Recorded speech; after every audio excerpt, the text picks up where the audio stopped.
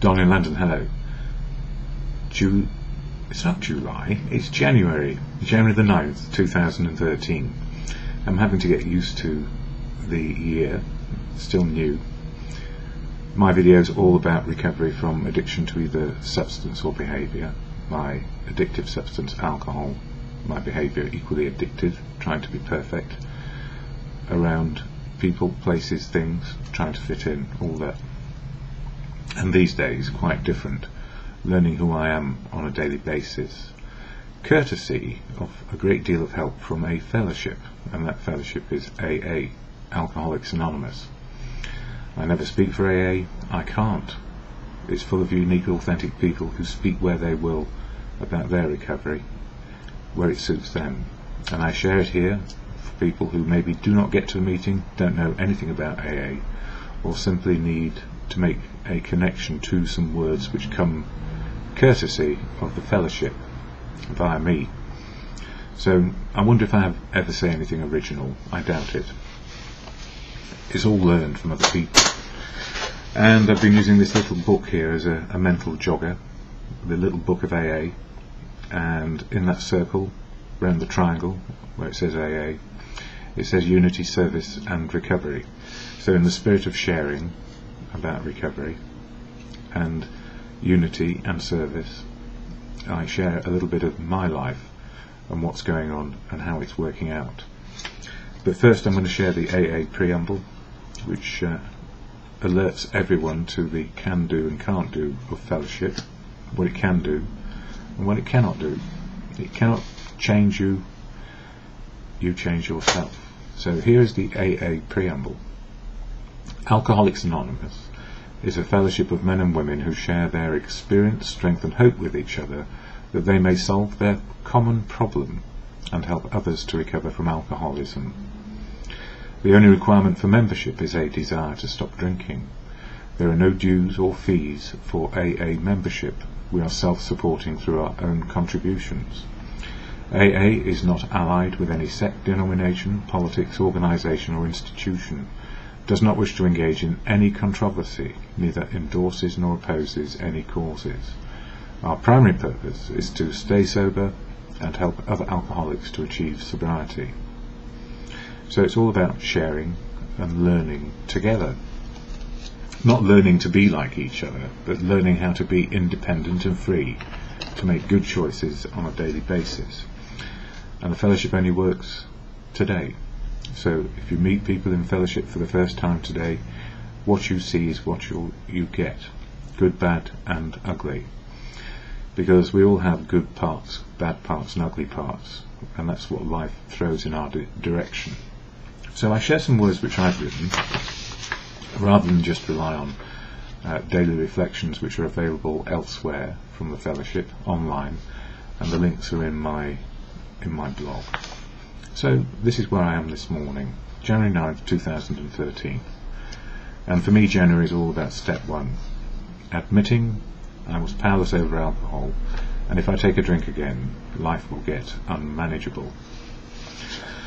So, looking back at the history of my drinking, and listening in a meeting to another share about all the different ways they tried to stop, I realised just how comprehensive my denial of my problem was back in the day. I can only go by the truth of now, denial of my emotional and spiritual state, and reliant on my thinking kept me drinking way past my sell-by date.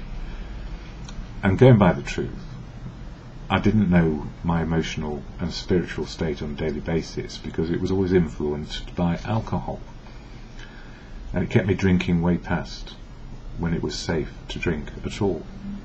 In my case, it was never safe. I only felt things because I took a drink, and this is partly the experience of my life. I am truly in awe when I hear people share about their self-awareness and their drinking. Or am I a bit deluded and selective with my own truth?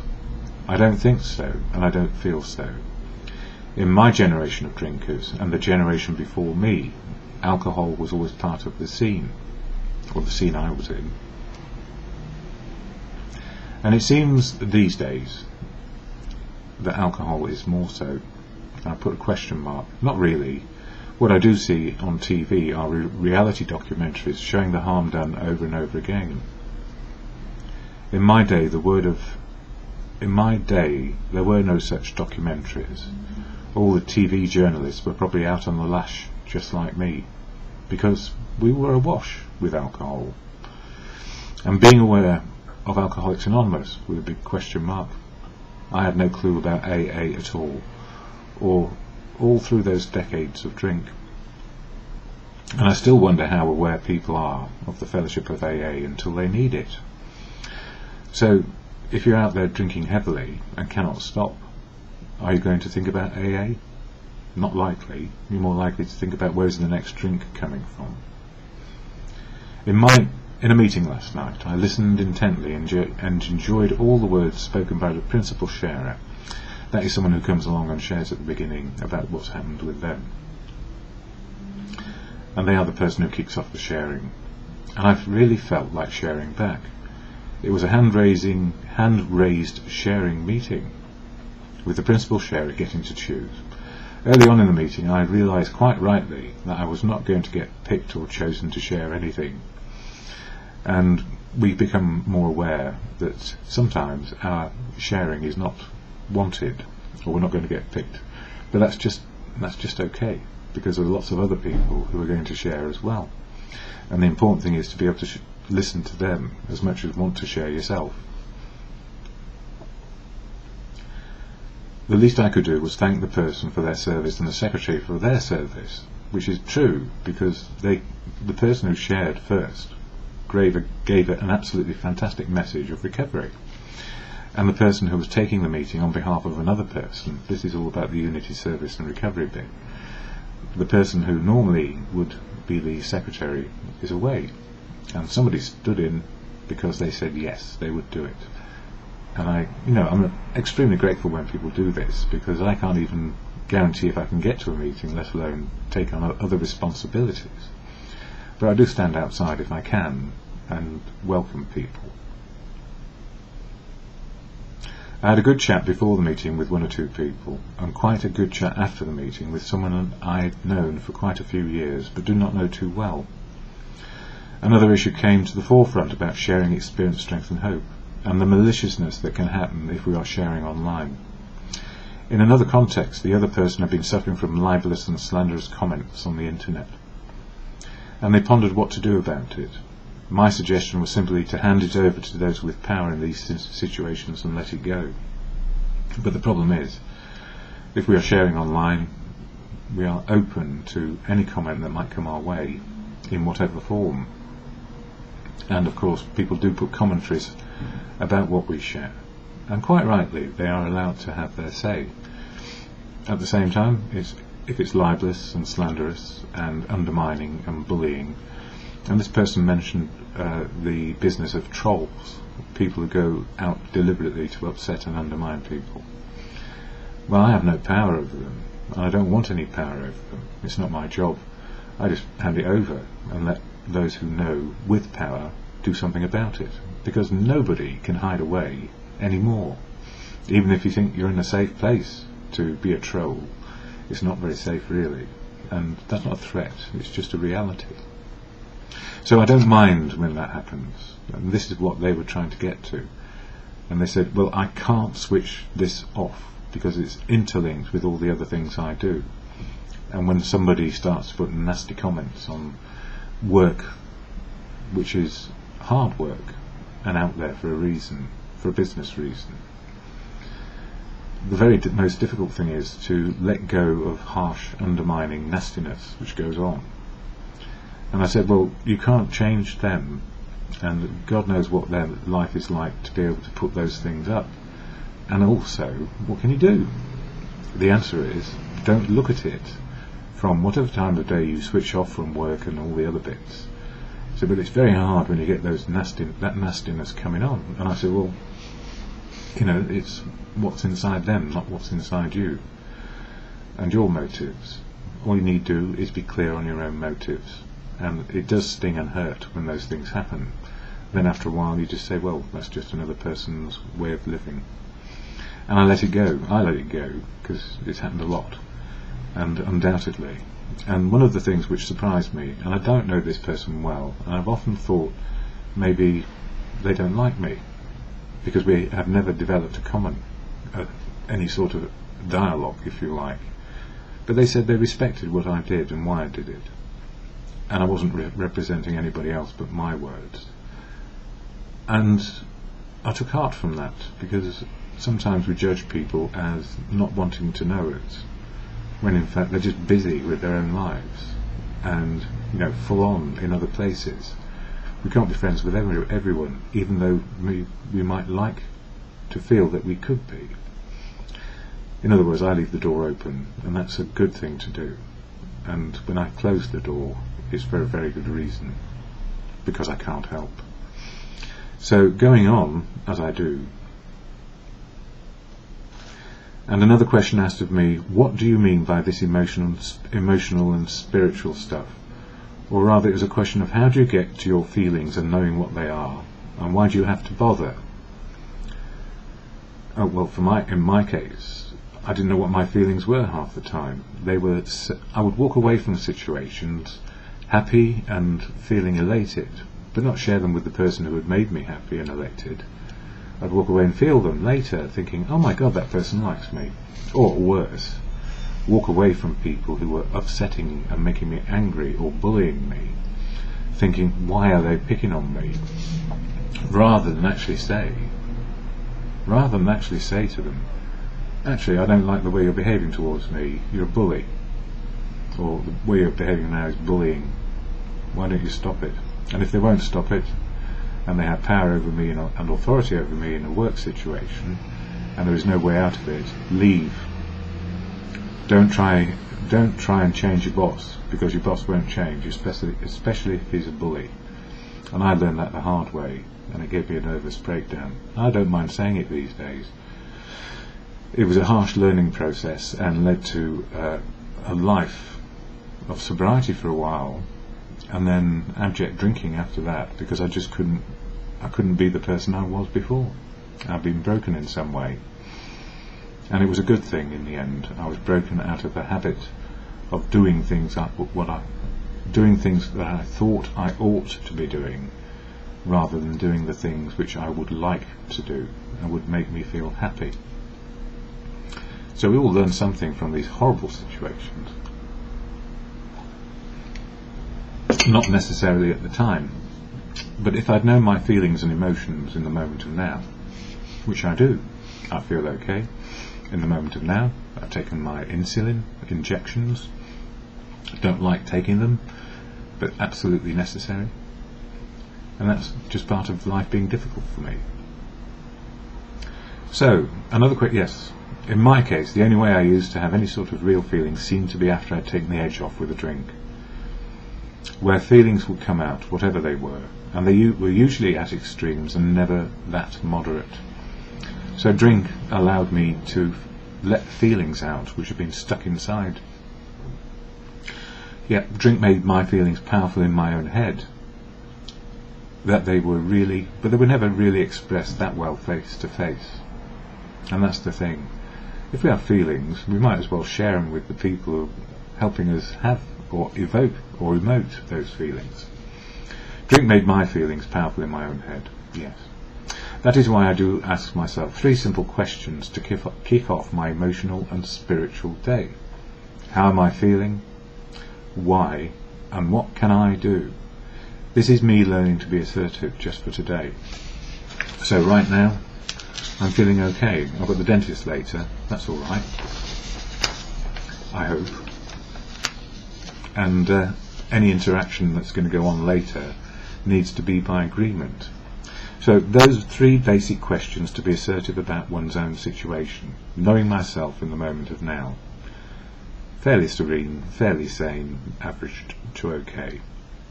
How am I feeling, why, and what can I do about it? If I was feeling weird, I would check my blood sugars, because normally if I'm going off in terms of my mood, or I'm getting angry and frustrated about something which I'm trying to do, it means probably my blood sugars are wrong, or too high or too low.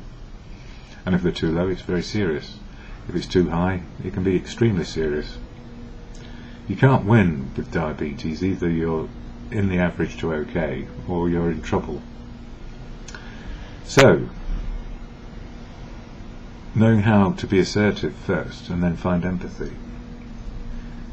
It is about me before I start to interact with anybody. Asserting how I am feeling is then part of learning to relate to other people and have empathy. If I can ask myself these questions, 3 basic questions, it stops me making assumptions about how you are feeling, why you feel the way you do, and what to do about it. If I expect you to fall into a pattern with me and agree my desired outcomes, I'm likely to upset you greatly because I'm making up your mind for you in advance and trying to persuade you. If I'm interacting with anyone, feelings is the starting point. Find out why, and then what can we do together is a negotiation and an understanding.